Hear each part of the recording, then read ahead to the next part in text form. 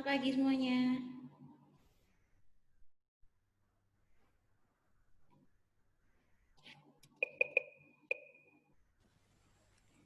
Selamat pagi, Bu. Dan terima kasih, selamat pagi. Titi, selamat pagi. Ya, Litwina, selamat pagi. Galang, selamat pagi. Akhirnya bertemu Galang lagi ya. pagi, Bu. Pagi Litwina. Auriel, pagi.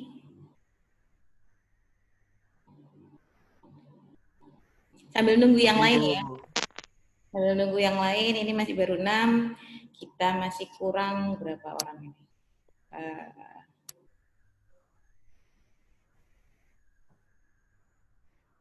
kurang 8. Oke, tunggu.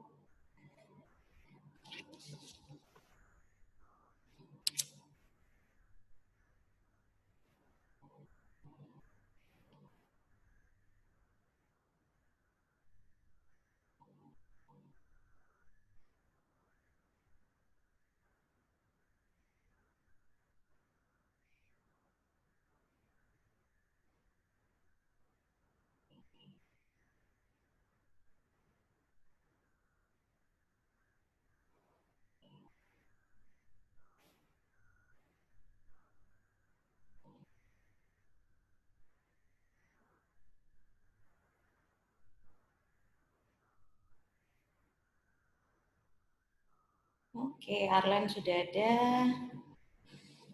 Novenda sudah ada. Yang lain mana ini?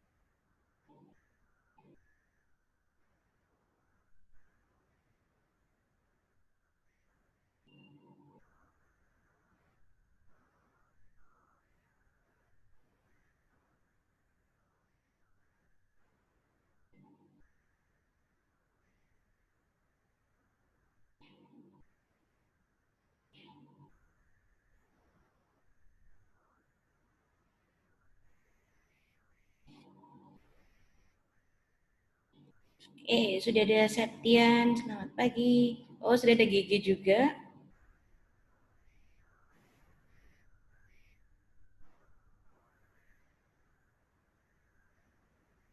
Oke.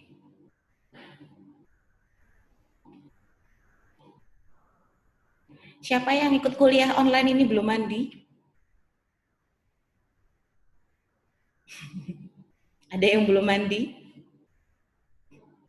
Nggak apa-apa kok, belum mandi nggak apa-apa. Saya juga nggak tahu kalau kalian belum mandi.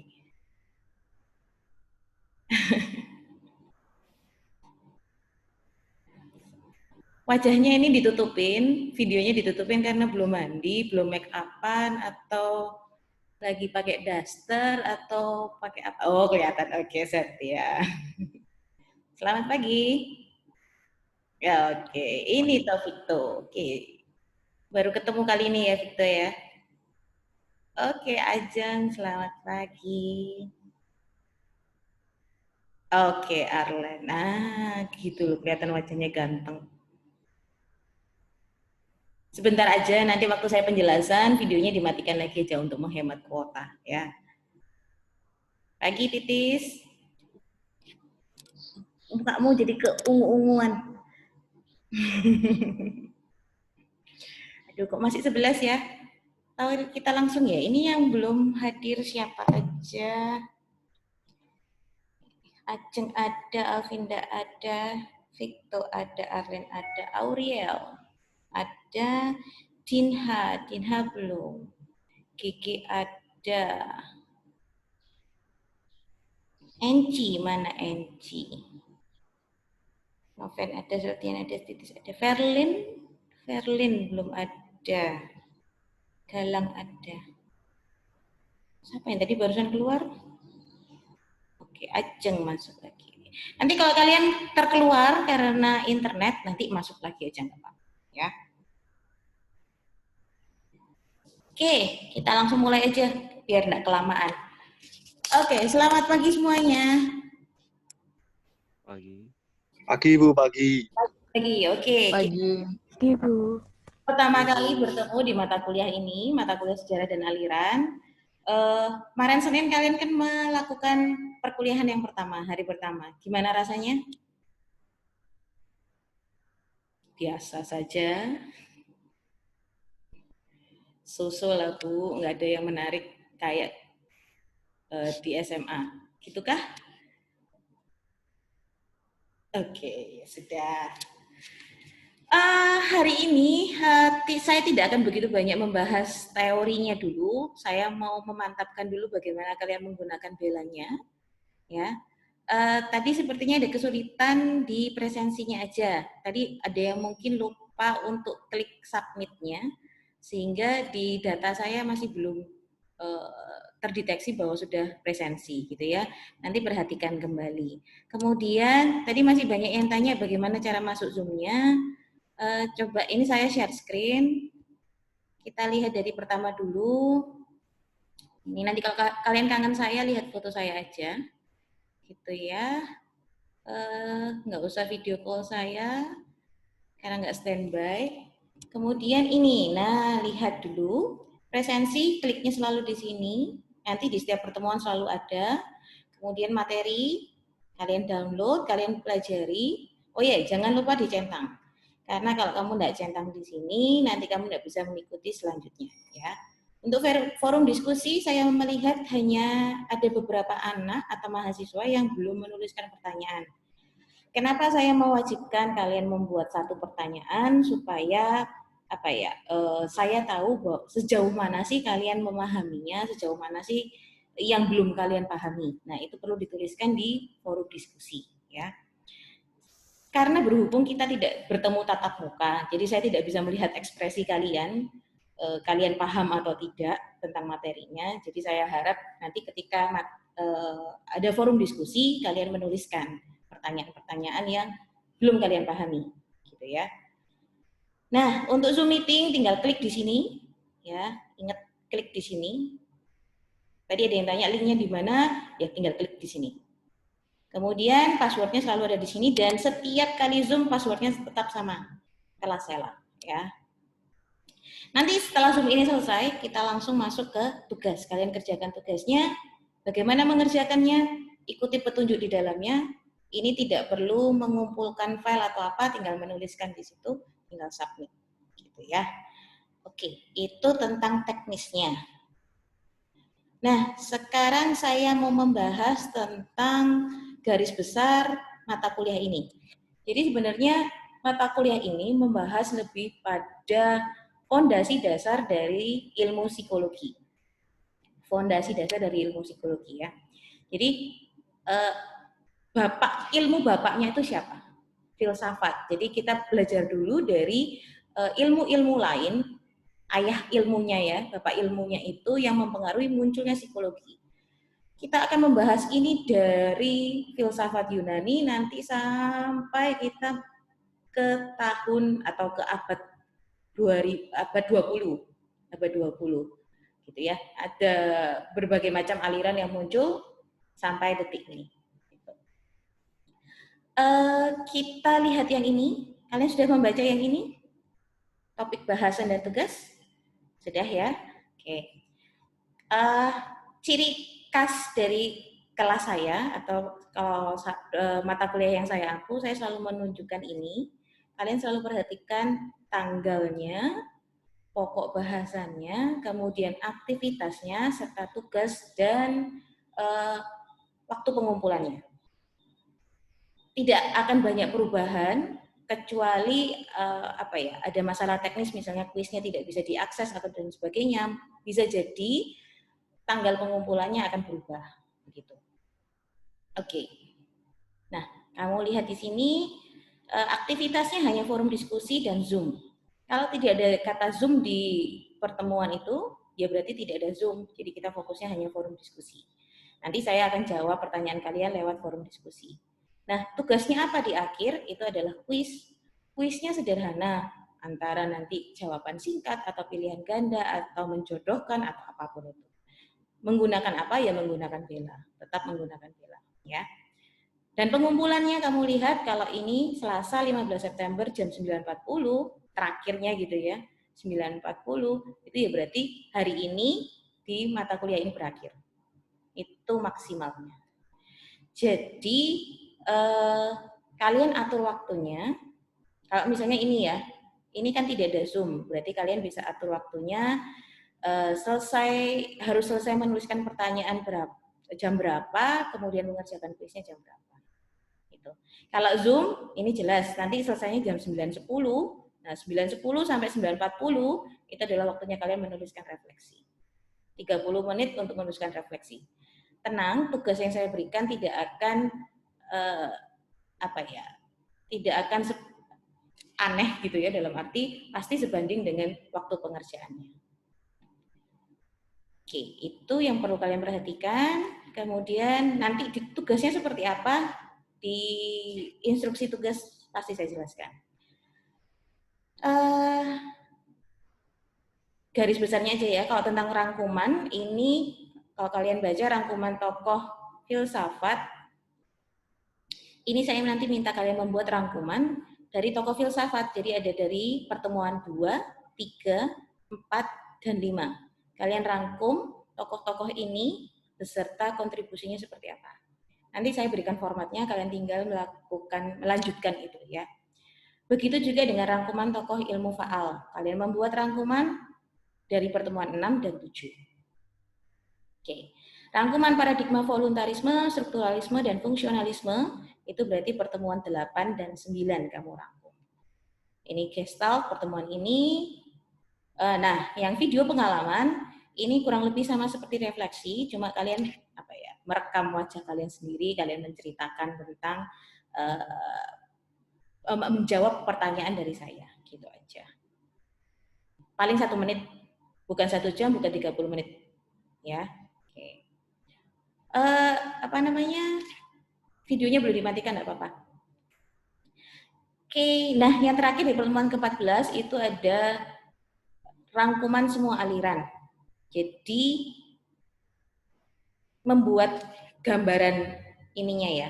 Dari sini, dari pertemuan 14 ada aliran ini dari 13, 12, 11 ya, itu dibuat rangkumannya dari behaviorisme, psikoanalisis, humanistik, kontemporer. Karena dari sebenarnya dari Gestalt, behaviorisme, psikoanalisis, humanistik, dan kontemporer ini yang akan paling sering kalian temui sepanjang kalian kuliah di psikologi. Itu sejauh tentang tugas. Nah, kemudian sistem penilaiannya STS.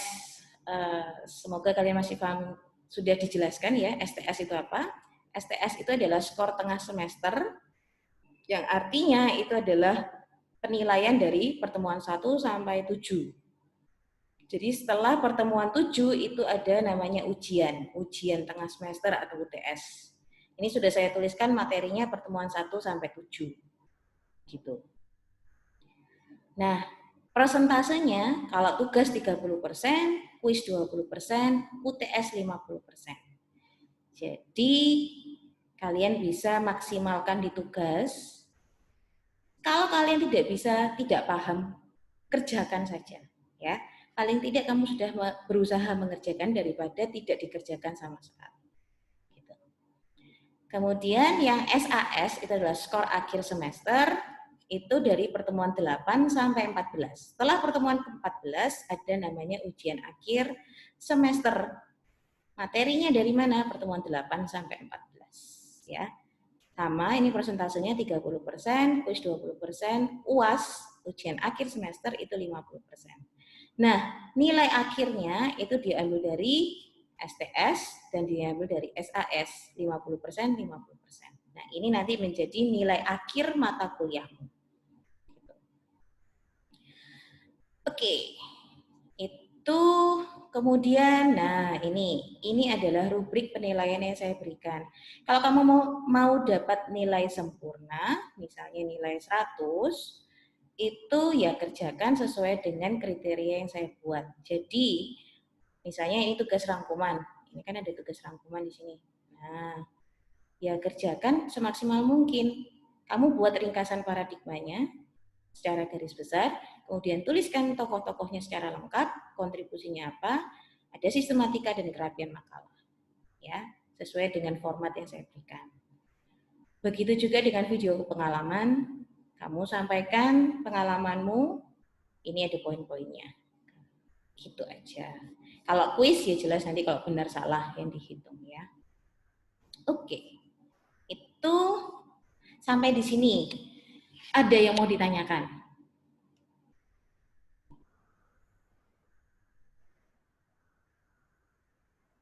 Siapa yang sudah jelas?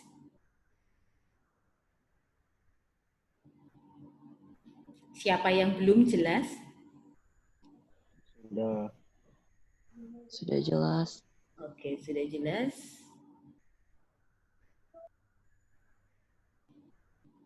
Titis? Mungkin belum ada pertanyaan, Bu. Oke, belum ada pertanyaan. Ajeng?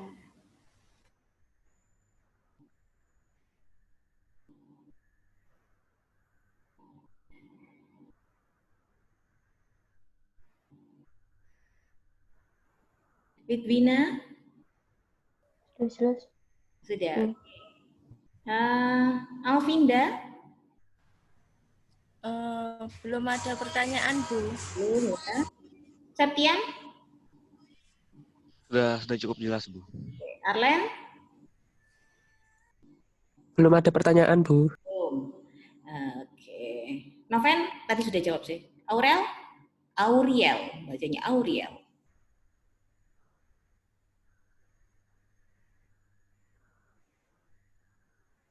Oke, tidak terdengar. Enci baru masuk. Oke. Oke, kalau tidak ada pertanyaan untuk gambaran besarnya ya tugas-tugasnya, saya langsung masuk ke materinya aja.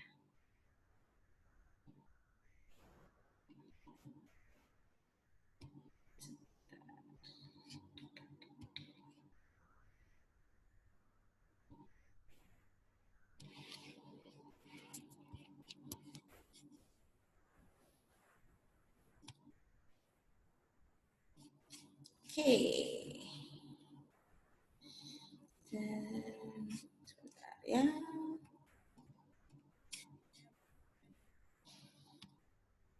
Tadi ada beberapa pertanyaan di forum diskusi.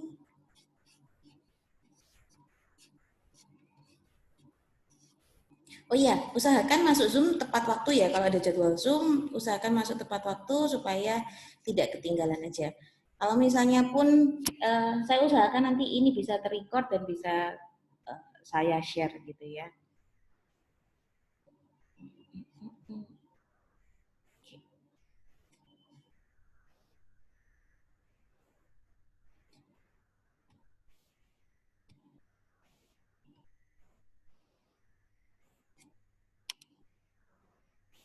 Oke.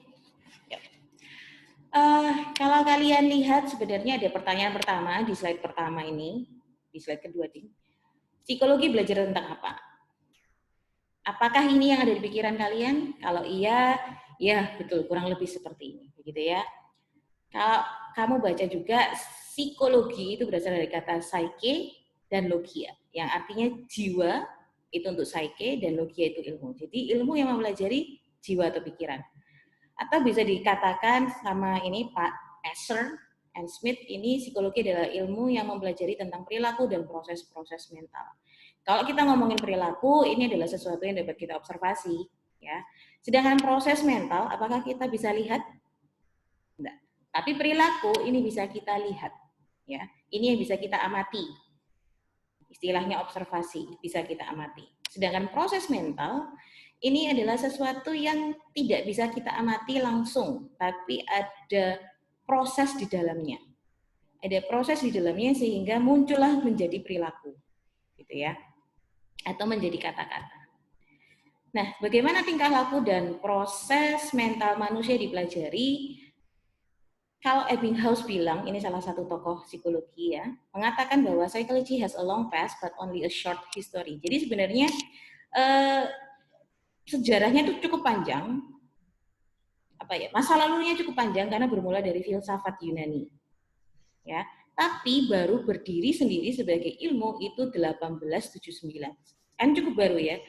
Kalau dibilang 1879 ini adalah ilmu yang cukup baru daripada biologi, ya. Biologi, filsafat itu adalah ilmu-ilmu awak, ilmu-ilmu lama gitu ya. Oke, nah ini sudah kalian lihat sejarahnya seperti ini. Dan abad 20 ini yang terakhir adalah psikologi kontemporer. Nanti ada psikologi positif, nah itu termasuk dalam psikologi kontemporer. Psikologi positif ini yang kita jadikan visi misi di fakultas kita, ya. Nah, psikologi sebagai bagian dari filsafat. Kalau kamu tahu filsuf Yunani itu apa ya? Kalau kamu sering nonton zamannya mungkin berbeda ya. Dulu saya cukup sering untuk menonton film-film yang modelnya jadul-jadul gitu ya. Banyak para filsuf atau philosophers itu yang mengamati atau melihat situasi itu hanya berdasarkan alam. Contoh mudahnya aja deh. Orang zaman dahulu itu kalau ada sesuatu yang dilihat adalah alam. Misalnya, kenapa kok tiba-tiba air meluap? Kemudian, kenapa tiba-tiba gunung itu meletus? Zaman dahulu tidak ada yang namanya penelitian bahwa gunung meletus itu karena ada erupsi dan sebagainya. Atau misalnya kenapa air meluap, atau kayak model tsunami begitu, belum ada penelitian. Jadi yang dianggap adalah, ini adalah suatu gejala alam. Gejala alam yang yang ada hubungannya dengan pencipta. Gitu. Nah, itu zaman dahulu. Tapi kemudian ada orang memang filsuf Socrates, namanya Socrates, saya rasa kalian kenal, bahwa sebenarnya nggak usah terlalu fokus pada yang namanya ini alam, karena sebenarnya kita harus lebih memperhatikan manusianya. Makanya dia punya quote gitu ya, kenalilah dirimu sendiri. Nah, Maka perhatian si Sokrates ini mulai ditujukan pada diri sendiri untuk mengenal diri sendiri, mengenal manusia, maka muncullah kemudian ilmu tentang manusia. Karena dahulu, balik lagi dahulu, kita manusia itu tidak menganggap dirinya untuk tidak mau mengenal dirinya. Karena semua itu adalah akibat atau terjadi karena pencipta. Gampangannya gini, mana ya? Bentar.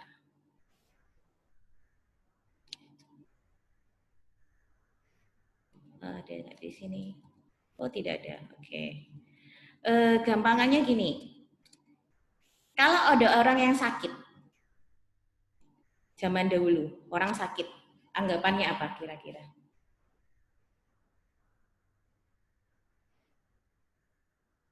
Kena kutukan. Oke, betul. Kena kutukan.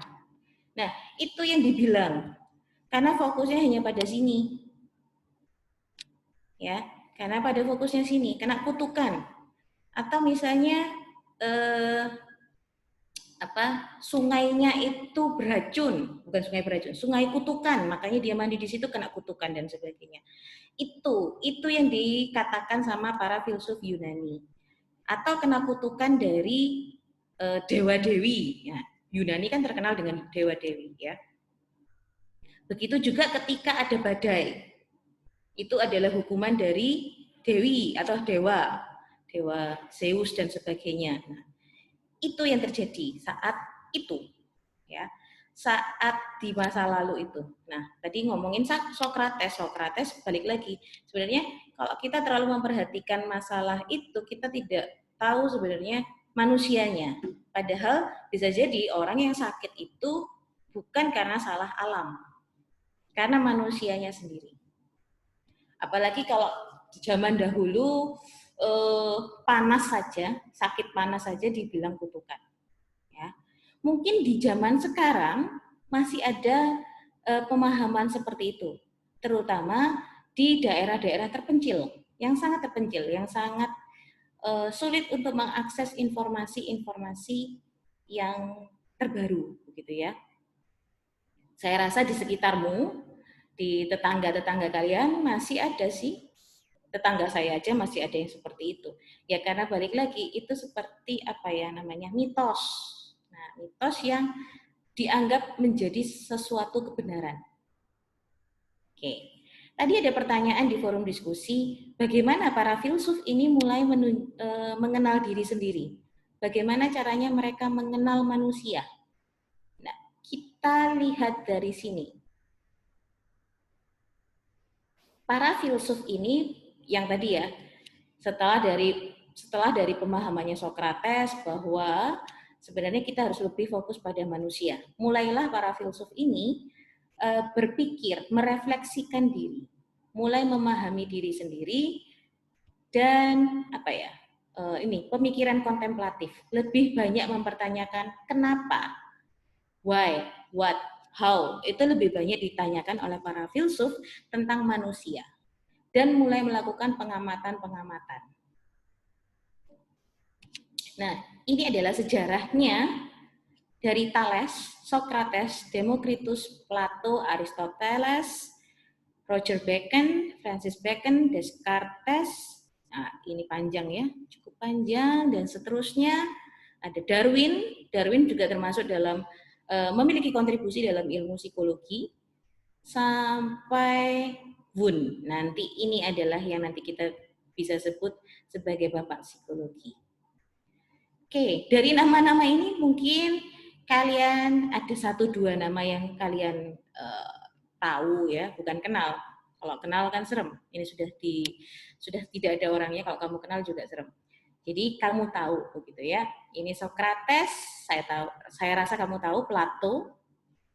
Plato ini yang juga mengungkapkan bahwa sebenarnya manusia itu bisa berpikir secara rasionalis. Nggak usah ngomongin tentang kutukan dan sebagainya, tapi bisa berpikir secara rasionalis. Nah, Aristoteles ini yang mulai mengenalkan metode observasi. kemudian diruncingkan lagi atau dispesifikan lagi oleh Roger sama Francis. Nah, Descartes ini mulai lagi mengatakan bahwa sebenarnya tubuh kita itu adalah sebuah mesin yang digerakkan. Yang menggerakkan siapa? Adalah jiwa kita. Jadi Descartes ini sudah mengatakan bahwa sebenarnya ada dua kubu, yaitu adalah kubu tubuh dan kubu jiwa. Nah, mereka saling berinteraksi. Oke, ini nanti akan kita bahas di pertemuan selanjutnya. Pertemuan selanjutnya itu tentang kita akan membahas tentang Hippocrates, Galenus, Socrates, Plato, dan Aristoteles. Nah, kita akan membahas mereka lebih dalam lagi bagaimana pengaruh mereka dalam psikologi. Karena 4 tokoh utama ini yang cukup berpengaruh dalam ilmu psikologi. Kemudian, mengapa sih kita perlu belajar sejarah dan aliran psikologi? Kalau gampangannya begini sih sebenarnya. Kalau kamu mau belajar sesuatu, itu kamu perlu lihat masa lalunya. Atau gini deh, kalau kamu mau cari pacar, kamu perlu tahu toh masa lalunya? Paling enggak perlu tahu mantannya ada berapa, pernah pacaran atau enggak, atau jangan-jangan mantan pacarnya itu ada yang sesama jenis, atau masa lalunya yang lain lagi, misalnya waktu di SMA dia tingkah lakunya bagaimana. Nah, itu pentingnya kita perlu sejarah, karena supaya kita bisa mengenal apa yang ingin kita pelajari sekarang. Karena saat ini itu adalah proses yang terjadi karena masa lalu. Masa lalu itu membentuk sesuatu saat ini. Psikologi ini terjadi seperti ini dengan ilmu-ilmunya, dengan aliran yang macam-macam, karena ada masa lalu itu. Nah, itu yang perlu kita pelajari.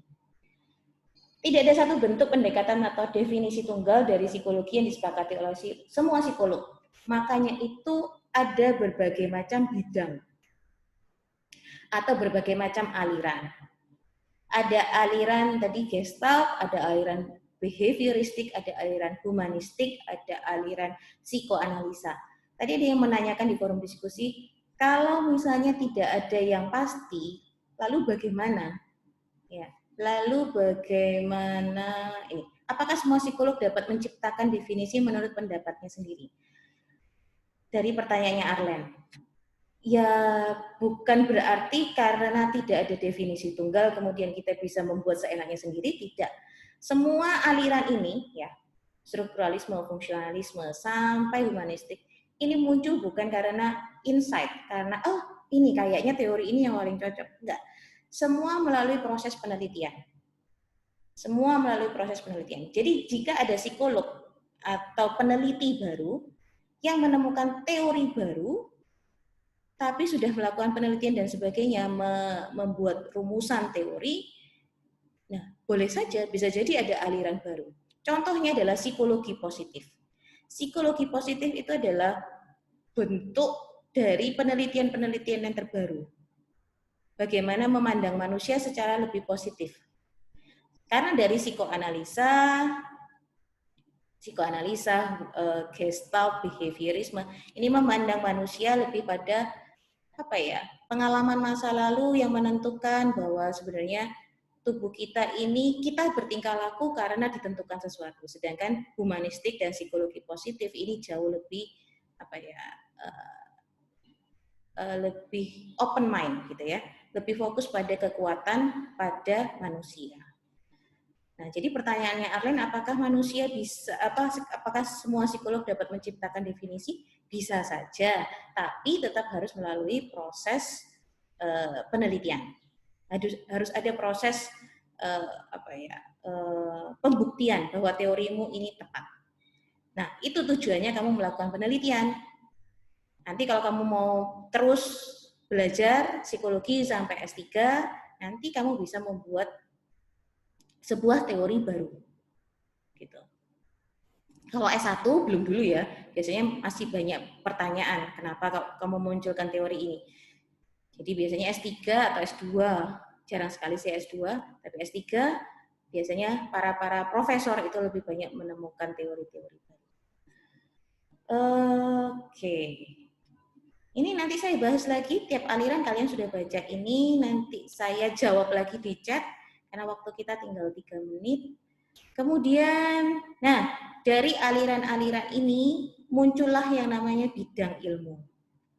Ada psikologi perkembangan, ada psikologi pendidikan, ada psikologi sosial, olahraga, kesehatan, kognitif, industri organisasi, klinis. Di Indonesia hanya ada 5 bidang, kalau nggak salah. Perkembangan, pendidikan, sosial, industri, klinis. Olahraga ini tidak begitu menjadi populer, tapi ada. Kognitif juga tidak begitu populer, tapi ada. Kesehatan juga begitu. Tapi di luar negeri ini sudah menjadi bidang ilmu sendiri. Ya, ini bidang ilmu, ini adalah bidang fokus bidang kamu. Kamu lebih fokus ke mana? Seperti contoh dosen-dosenmu ini, kalau saya di psikologi klinis fokusnya. Pak David itu pendidikan dan sosial. Bu Robik klinis anak berkebutuhan khusus. Pak Andi itu sebenarnya waktu kuliah perkembangan, tapi dia lebih suka ke psikologi industri organisasi. Bu Dina psikologi pendidikan. Nah, itu yang kita bilang bidang ilmu. Kita fokusnya kemana? Nggak mungkin seorang psikolog mempelajari semuanya, gitu ya. Kita fokusnya kemana?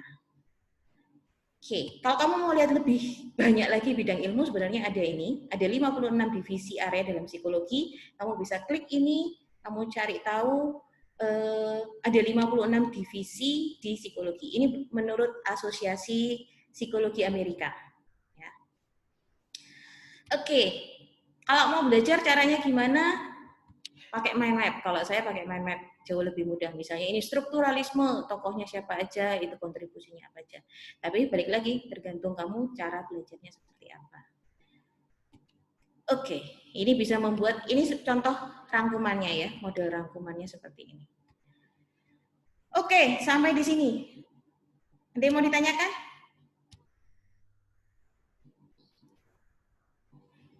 Kalau tidak ada pertanyaan, saya akhiri Zoom-nya. Kita berjumpa lagi di forum diskusi. Kalau ada yang mau ditanyakan setelah Zoom ini, setelah saya menceritakan materinya tadi, menjelaskan materinya, kalian bisa tambahkan lagi di forum diskusi. Bagi yang belum menuliskan pertanyaan, silahkan tuliskan pertanyaan kalian. Kalau sudah semua, jangan lupa beri tanda centang, kemudian kerjakan tugasnya sampai pukul 9.40. Kalau ada kendala, silakan langsung chat di WA Group. Ya. Oke, terima kasih semuanya. Sampai jumpa minggu depan. Ya. See you. Terima kasih, Bu. Terima kasih juga. Terima kasih, Bu. Terima kasih juga.